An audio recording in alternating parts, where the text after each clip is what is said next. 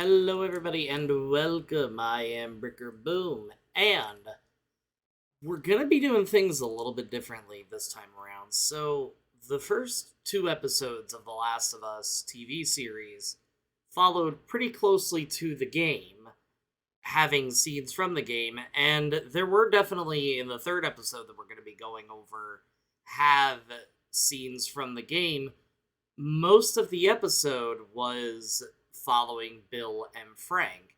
Now, I did watch it yesterday when it first came out, and I think it was fantastic, but it did make me realize that we're going to have to do things a little bit differently than normal. So, instead of a comparison, I think what we'll do is more of a react, and then just kind of talk about how this could have strengthened or maybe even weakened the plot line.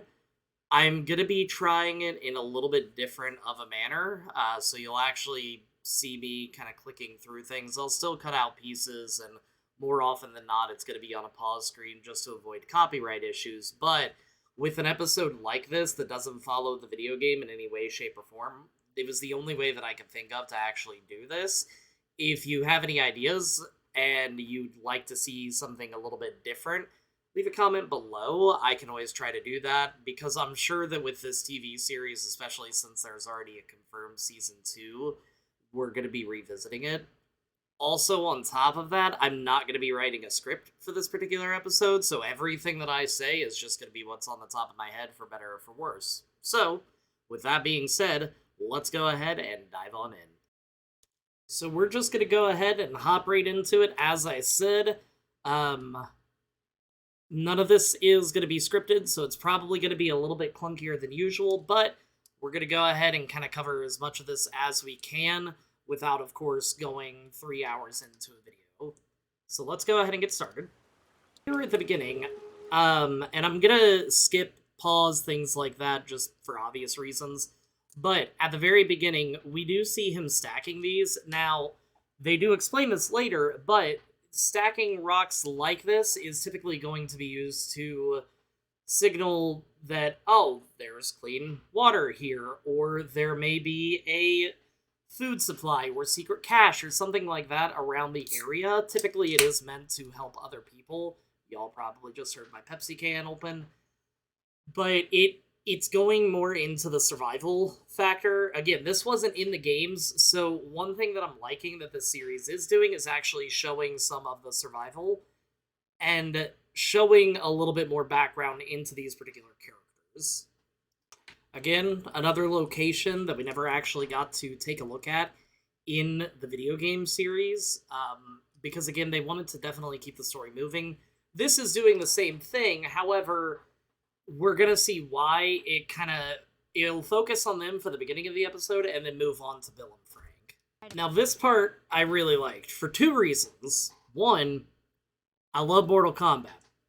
I have played probably 4 or 5 different ones. I know there's like 1,000 by now, but I do enjoy Mortal Kombat. Now, this does link up with the video game, and I'll show a quick clip here. Would you play this before? No. But I had a friend that knew everything about this game. Apparently, there's this character called Angel Knives who'd... what was it? She'd punch a hole through your stomach before kicking your head off. I was never a big fan of these things. I wish I could play it. Where she's talking about how her friend or girlfriend, whatever you prefer to call her at the time, I think they were just friends. I don't think they had kissed yet, but I'm 95% sure that this is just a replacement of the arcade machine that she found in the game. You forgot where you put your stuff. No, Been there before. I'm just zeroing in on it. Now, this part, kind of weird. Definitely not something that had happened in the video game by any means. Granted, by the time it's all said and done, Ellie had obviously killed her fair share. Joel had certainly killed his fair share. I assume that this is Ellie's first zombie kill in this particular universe. I don't 100% know, but just the way that she kind of studies it, It's a weird scene. It's still not as weird as what we saw in the last episode, but something that we certainly didn't get to see her messing with in the games, so it just felt like that needed pointed out. You flying one of those? Now, I definitely wanted to pause it here, and I'll even move me out of the way a little bit for this particular part, because I really love this. In the video game series Days Gone and in Fallout 4, both of them you get to experience a Downs airliner and actually get to go through it.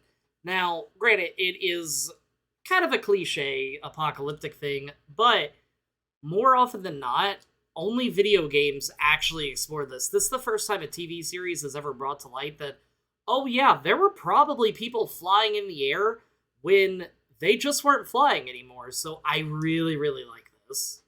Here is very important because in the TV series, or in the video game series, we didn't actually get to experience this kind of talking, and it really does help.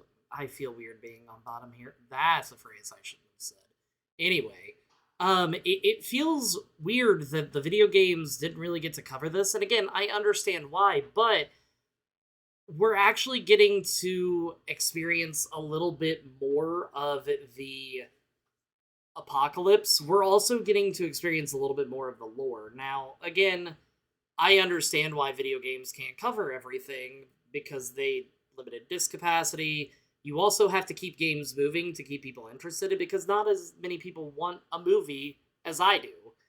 But this is really important. I can't play the scene for obvious reasons, but if you are wanting a little bit more background into how everything spread so quickly, definitely pay attention to this particular scene.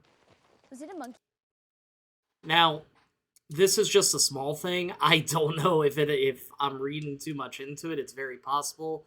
However, if y'all remember, in the college, we run into a couple monkeys, and I don't know if this is just foreshadowing to that or just a hidden little thing for those of us that have played the game, but it made me giggle. Now, soon we're gonna see, from my understanding, what village this comes from. I believe that it is the one that Bill's people were from, but this is definitely something that we do not see in the game. We do see something similar when it comes to the people that are living in, I want to say it is Philadelphia. I keep getting them mixed up. I apologize. But this isn't something that we typically explore because this is the grim reality of what this would be like. Again, with the game, we got to keep moving at all different times. But this is horrifying. Now here, we're moving back to the date that everything started happening.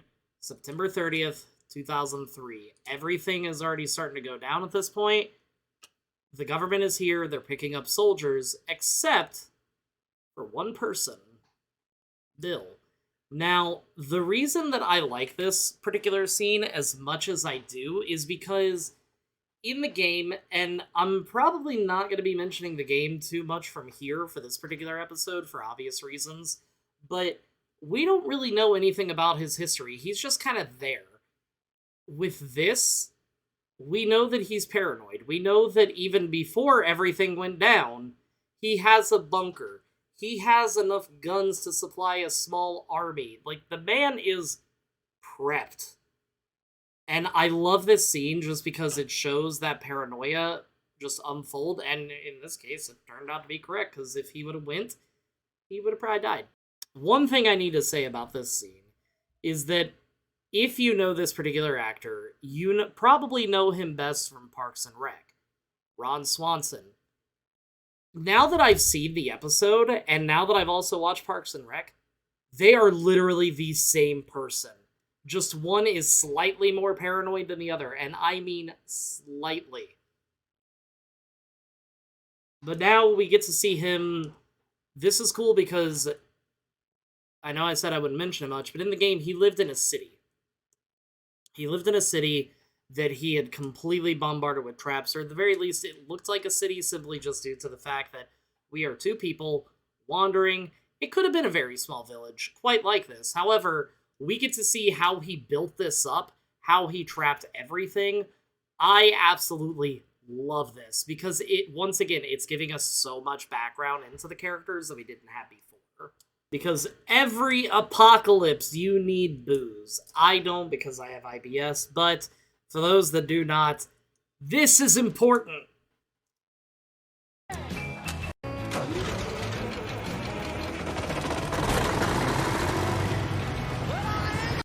Now, the one thing that does kind of make me curious here is that we don't really see him building up the fences or anything like that, but we do see him starting up this generator. The only thing that I can think of is that he is so far out that he doesn't have to worry about the infected getting to him, but this just seems like a giant, rather loud beacon saying, hey, come eat me. Absolutely amazing, because it's just once again diving into the type of person that he is, showing that his paranoia technically paid off, because guess what? Infected did actually come out this way. Was it because of the generator? I don't know. 4 years later, he's now built up all these different securities. He's pretty self-sufficient. He is by himself, and with loneliness comes a little bit deeper insanity, a little bit more paranoia. However, he is alive. Here is where we meet Frank. Now, in the game, we'd never actually got the opportunity to meet Frank. By the time we met him, he was already dead. He had unalived himself because... and the only thing that we had found from him was a note from him to Bill. I'll go ahead, I'll show that here, but definitely not happy words for him. Frank. Who the hell's Frank? He was my partner.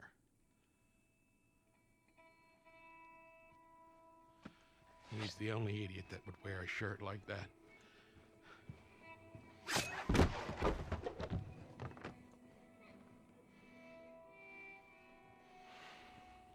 He's got bites. Here. And Dear Bill, I doubt you'd ever find this note because you were too scared to ever make it to this part of town. But if for some reason you did, I want you to know I hated your guts. I grew tired of this shitty town and your set-in-your-ways attitude. I wanted more from life than this, and you could never get that. And that stupid battery you kept moaning about, I got it. But I guess you were right. Trying to leave this town will kill me. Still better than spending another day with you. Good luck, Frank. Why you gotta hurt him like that? He is doing his best. And the subtitles are saying Thinking Badly. I didn't notice this last night. This is actually kind of mean. Now, this part is very important. And this is where a lot of people started getting upset, because they're like, why is it showing Bill as gay? Well, 2 reasons. 1, because he was gay in the video game. It didn't come right out and say it. And 2, who cares? Who cares what sexual orientation he is? He's alone. He wants to be happy. What's so wrong with that? And if you're upset about that, well, here's a spoiler alert. Ellie's gay too. For obvious reasons, definitely can't show this scene, but I can at the very least show this part. We reveal here that he is a virgin. I don't know if that was something that they had discussed in the video game, or if it's even mentioned in the comics. By the way, if you haven't heard or read, there are comics of The Last of Us, but I think they made that choice, at the very least here, just again to show that he didn't let anyone in before the apocalypse. He even said that, like, at the time, he didn't have anybody. This is the first person that he has absolutely cared about and let into his life. the government are all Nazis! Ron Swanson. Here is something that I wish we would have had before now. It's a very awkward dinner, first of all, or lunch, which makes it even better, but we're actually getting to view how they met. Frank says that he met somebody talking on the radio, and they set up to have a lunch because he wants to have friends, and yeah, I can't say I blame him. But we're actually getting to dive into how these characters know each other, and that is huge. at the very least, like to say, because it did just happen, I want to say just Saturday. Rest in peace to Annie Wershing. She was the original voice of Tess. She did pass away, unfortunately, at the age of 45 due to cancer. So I did just want to make sure, just in case somebody was not aware of that information and has been following the show, that we did lose somebody in the voice acting community that was absolutely incredible. Here's another scene that I'm glad that they kind of pointed out. We obviously discovered what the 80s meant in the first episode in regards to trouble, but it's kind of cool that Frank was the one that came up with that. I figured if anybody, it was going to be Bill, but it was the other half, which I think is actually kind of cute. But you also don't live 3 years into the apocalypse with somebody who you are claiming to be schizophrenic without learning a thing or two. He traded a gun for a packet of seeds, and while that doesn't seem like a big idea or big deal, this is probably the first time that they've had strawberries in the better part of a decade. And I think the fact that we see them giggling like little high schoolers when they have it is really sweet. It's not something that you would have expected to see. And I know I've been saying it a lot, but I love the backstory that they're providing with this episode because you don't really ever get additional backstory whenever you switch mediums. You usually just end up getting a watered down version, but in this case, they're trying to provide more backstory while watering down the action. And I'm kind of okay with that. Yes, there are some things that I'm going to point out that I wish that we would have got to see. However, in this instance, I love everything about this. Joel did say that they would come at night, they would come silent. Thankfully, Bill is such a paranoia-driven person that there are traps. These people have no idea what they walked into. They're fighting back, but he is too. And the thing is, he has the advantage because they're getting bombarded with the traps on the outside. You can see the fire. They're also dealing with somebody who's probably a pretty decent marksman by now. Now, here's where they do a good job at faking us out. For those that have played the game, we probably knew that Bill was going to survive this. But the thing is, they also had said that this was going to be an episode that deviated away from the typical storyline, so it was very possible he was going to die here. Now it's showing it 10 years later, and we're seeing they're both still very much alive. However, and while it's not 100% confirmed what it is, we do see that Bill is confined, or not Bill, but Frank is confined to a wheelchair. They do go through some talk stating that there is no cure for it. I don't know what it could be. I'm gonna guess Parkinson's, perhaps, just given the fact that how his body is reacting to it, but it is up to interpretation. But we do see that even through all this, Bill has been taking care of him. Bill has not left his side. They truly do love each other. Because this is my last day. Powerful scene. I'm still getting emotional just thinking about it, but the thing is, he knows that his time is coming to an end, and he knows that the longer it goes on, the more likely it's going to be that he's going to be confined to the chair. He's going to be confined to bed. And at the end of the day, yeah, he doesn't want to die. Nobody does. But he also doesn't want to put that burden upon Bill, that Bill's going to have to take care of him 24/7. Bill already is doing that. He doesn't want to live the rest of his life in misery, so he wants to essentially, from my understanding and the way that it sounds, go out while he still is conscious enough to make that choice for himself. And here's where I was talking about. There wasn't anything to cure this back before the apocalypse, and there certainly isn't now. So, with this episode, Frank reveals that he wants Bill to get dressed up in the clothes of his choosing. They get married, and they have a last night together. A meal, and he wants to go peacefully. He wants his drink to be loaded down with enough pills to be able to do the job.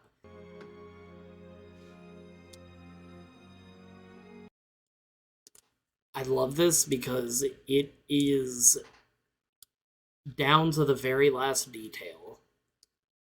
Perfect.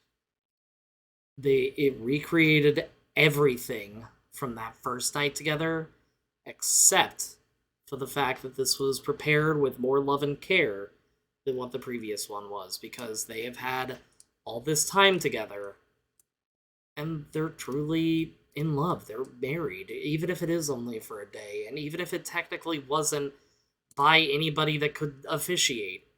They're married. They're husbands. It's very sweet. And here's where the next bombshell drops.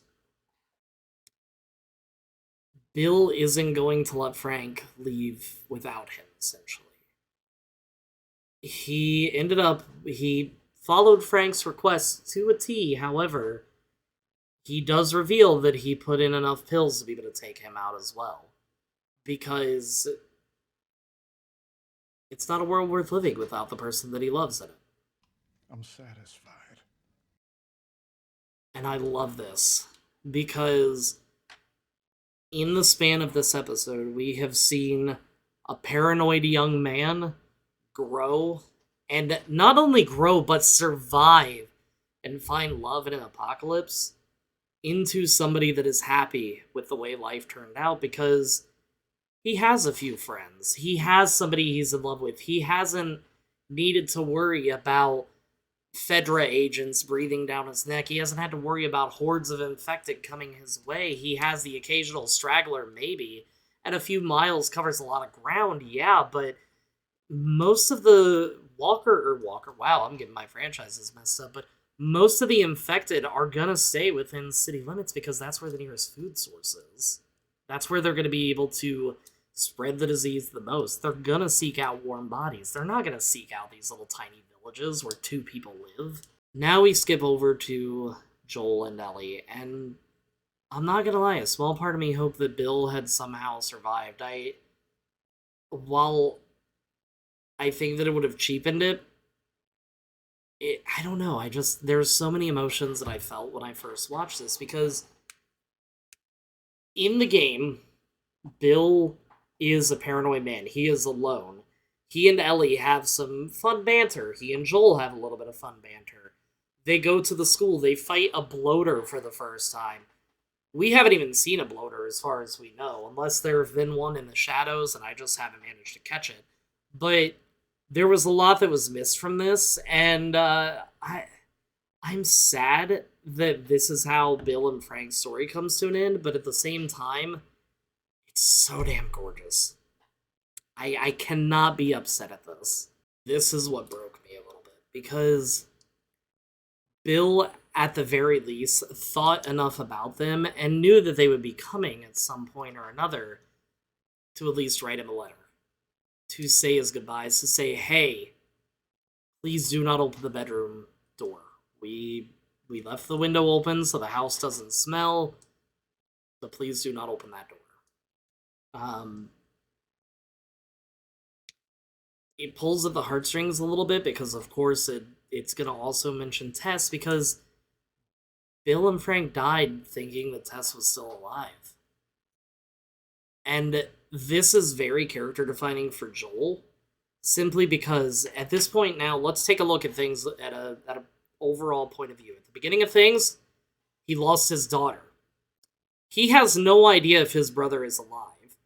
He lost the person that he is in some kind of relationship with, and now he lost 2 people that at least considered him a friend. It's literally just Joel and Ellie now. And it's haunting, it's sad, but at the same time, it's amazing as well, because we're getting actual character development. I just wanted to point this part out, because you know that he giggled when things stepped into the trap, so I like the fact that he thought enough about this letter to write out the part. Here is where we get dialogue pulled straight from the game back into it. I'll play the game clip, but just know that it is exactly the same. Again, I'm trying to dance that line between copyright and okay. But Look, about Tess. I don't even know what Here's how this thing's gonna play out.